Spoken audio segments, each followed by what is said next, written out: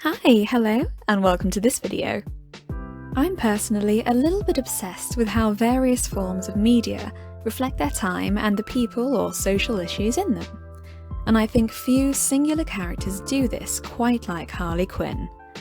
Since her debut as an addition to Batman, the animated series, back in 1992, she quickly caught the attention of many and was added to the DC universe in the comics almost exactly a year later.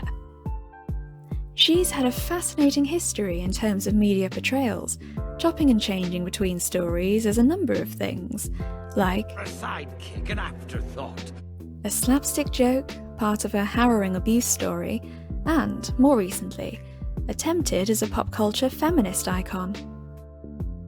Attempted. As for the Harley Quinn Show, it is very of its era. It's cynical, character-focused, and with little social comments very consciously scattered throughout. Absolutely over my dead body. Female friendships. And sometimes more clumsily spliced in. Like, in the build-up to a big, finale-worthy battle just after a major betrayal. The point is, I'm gonna do what you never could because you are a pussy! Pussies are powerful. They birthed all of humanity. That was a C-section. But while the writers of the Harley Quinn Show did add conscious messaging in little isolated pieces like this, there was at least one more pervasive commentary going on as well. The abusive nature of the relationship between Harley Quinn and the Joker. So what was, or is, that relationship like? Oh, easy. Classic abusive codependency. Except it's not always that easy with these two. In her first animated appearances as a character, like here in Batman the Animated Series, the violence of the relationship is initially played in, as mentioned a moment ago, a slapstick sort of way. But even within that same show, in Mad Love, it's also presented in a darker way. You always take shots from folks who just don't get the joke!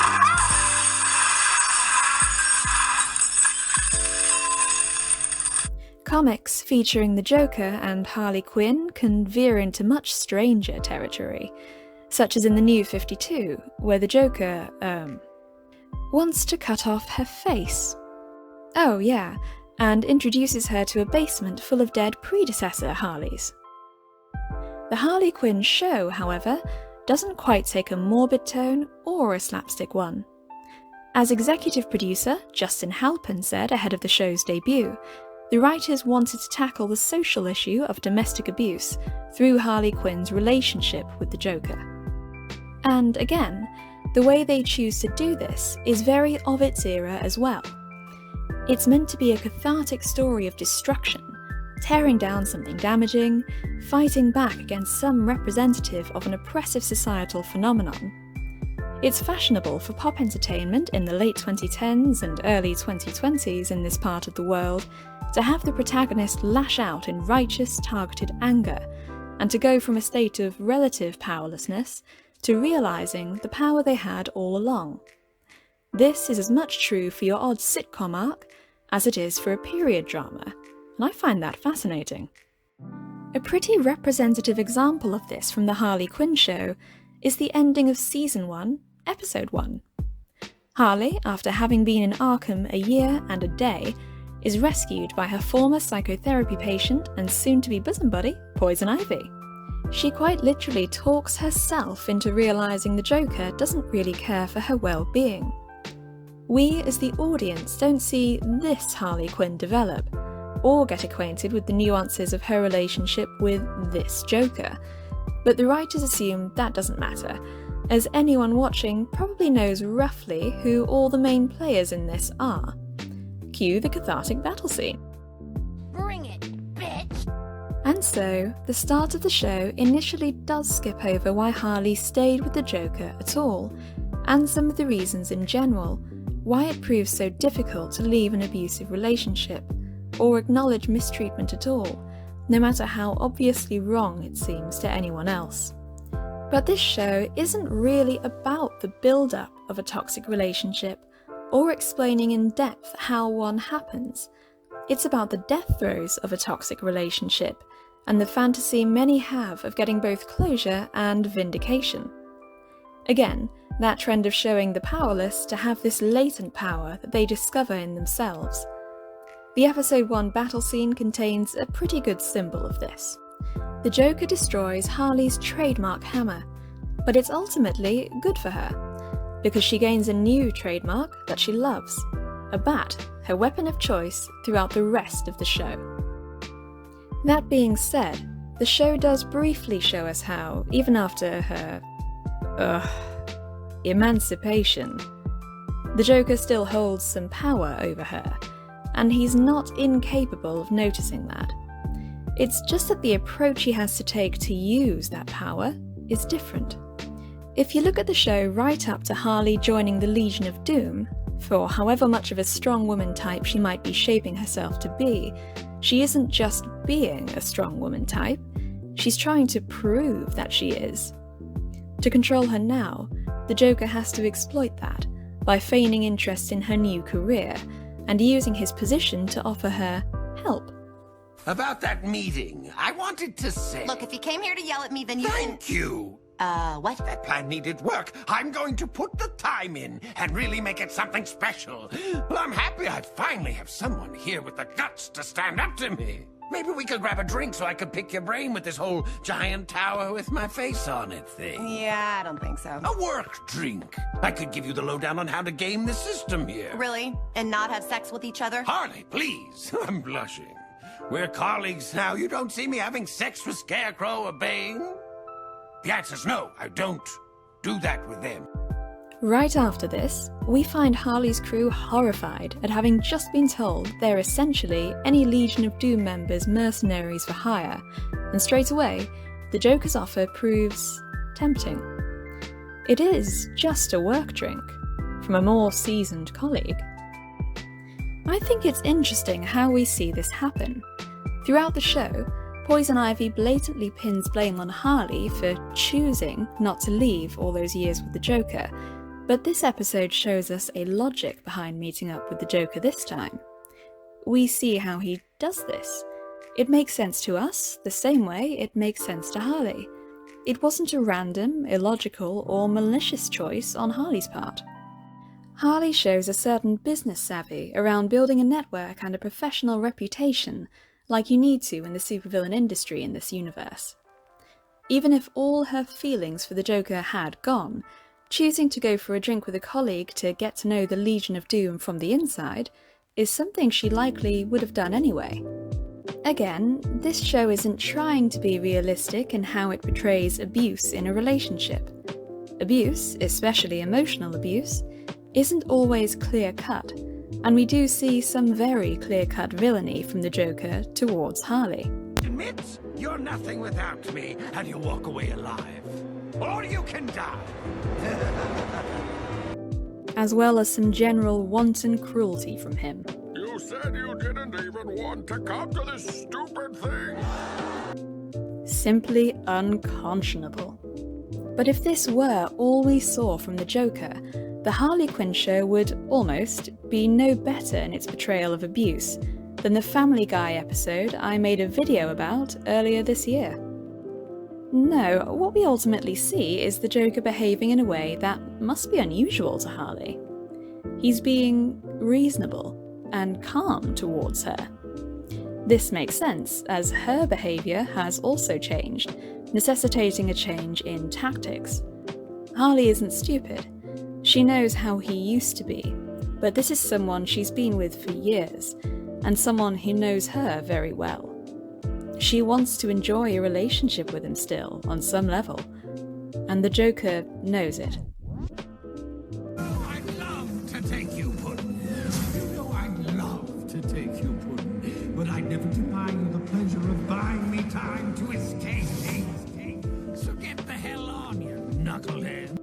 But, of course, enjoying a relationship with Harley isn't the Joker's intent. Us escaping together? I used to dream about this moment. Oh, Harley, I couldn't leave you on the boat. I need you for this.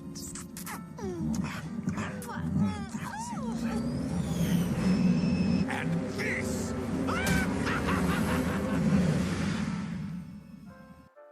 As soon as he has her, he does what he always used to. This might make someone wonder why the Joker did all this in the first place. It seems like a lot of effort just to tear someone down, and that itself might seem like the shallow, wanton cruelty that saw him diss Joshua's bar mitzvah for no good reason. But this isn't hollow antagonism. This is a common trait of real abusers. Lundy Bancroft's book, Why Does He Do That?, is all about just this. Some narcissistic abusers thrive on a target's pain. It's something most of us, thankfully, can't empathize with, but it's gratifying to such people to have power over another and use it to wound. We don't really see an in-show explanation for this, however. The Season 1 Joker doesn't get his own character arc, where we see the abuser's perspective, and it's the first season that primarily tackles domestic abuse from the Joker. Season 2 was different. We don't talk about Season 2 Joker. Yes, a dream, never happened. Pure fiction, not canon, ignore it. We just don't. Speaking of other characters, I briefly mentioned Ivy earlier. She doesn't have an insignificant role in how the show portrays domestic abuse. In the first instance, she is incredibly supportive of Harley after the breakup.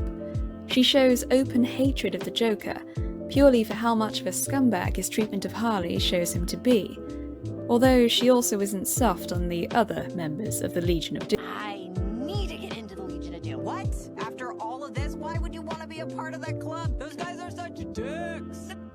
She gets Calendar Man to point out to her how long she's been waiting for the Joker, breaks her out of Arkham, takes her to her own apartment, and stages a fake kidnapping to prove to Harley that the Joker will always choose his rivalry with Batman over her. Harley's memory of Joker's "till death do us part" was distorted, and it's revealed that the reality was that it was always Batman that he was addressing. But what did rub me up the wrong way slightly was an element of Ivy's reactions. It seemed kind of odd to me that the rest of the Goon crew were also too upset to speak with Harley following the TV broadcast kiss. But Ivy's reaction was, understandably, a lot more intense. What I had a bad knee-jerk reaction to, however, was how much of an abandonment spin is put on Harley getting back with the Joker. A monologue from Ivy sums it up well. You were my one friend, and I asked you for one favor, but instead you ditched me for the Joker who treats you like shit! I thought you could change, but I was wrong! You still live your entire life based on what he might think! I'm kind of undecided. There's a way this could be good, and a way this could be bad. I instinctively didn't like it because of not only how frequently Ivy is angry at Harley over what is her traumatic relationship with the Joker, but also how much Harley seems to have taken this on board. In the highway chase, Cy asks her what's going on, to which Harley replies, misunderstanding the question, that Ivy is angry about months of emotional abandonment. Bear in mind that after the kiss with the Joker was broadcast, not only did Ivy and the whole gang refuse to speak to Harley, not the other way around, but Harley was dealing with her own family problems. Harley clearly cares about Ivy immensely and goes to great lengths to save her life. If anything, she needs support, not berating. Ivy should know this.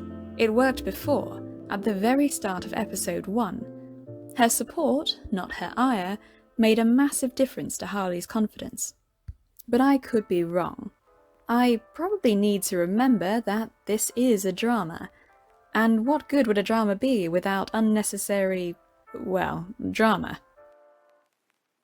On top of this, without commenting on Ivy's own emotional needs, there is also an element of realism to a loved one being angry at the survivor. I don't think it's justified to lash out at someone who clearly needs your love and support, but it's still a portrayal, and it's one that makes sense. Maybe the writers meant for this reaction to be horrible to watch. If so, kudos. Loved ones of abuse survivors go through a lot as well. They watch someone they care about go through something awful, possibly repeatedly, and that, in and of itself, is tortuous. It doesn't compare to actually going through the abuse, but it can still explain lashing out. It might also come from a place of helplessness in the show. Maybe Ivy is thinking about how she supported Harley in the past, and feels that it just hasn't made the difference she wanted. Getting so close to removing Harley from the Joker entirely, only for her to go right back, might seem like an outright failure, rather than a momentary lapse. Something else interesting that the show does is to give Harley an element of agency in her own abusive relationship. It's such a fine line between doing this and victim blaming, but I think the show does it well. Whoa. Are you okay? This whole time I thought he pushed me, that it wasn't my choice. But it was. Whoa. So you told yourself it was out of your control? Yeah, because it was easier to blame him than accept the truth. And the truth being what exactly? That it was always my choice. That I was in control all along. The epiphany that she has is an unusual representation of abuse, and I think it's wholly positive. It's difficult to accept once leaving an abusive relationship that, at one point, you did want this. Harley quite literally watches herself make these choices that she now regrets. Responding to that by rewriting her own story could have been counterproductive mentally, but her own psyche, through the imaginary Joker, acknowledges multiple times that this can't really be undone. This is just the past. It has already happened. Harley knows this has happened, and beating the Joker in her mind was, as far as I saw it, a form of acceptance of what had happened. That it was always my choice, that I was in control all along. And I still am. If you love me, then jump, and you'll be mine forever. Hard pass. Yeah, what? I said no, idiot. But you have to jump. You can't change this. I mean, this already happened. It's your origin story. Wrong. It's not my origin story. My real origin story didn't happen here.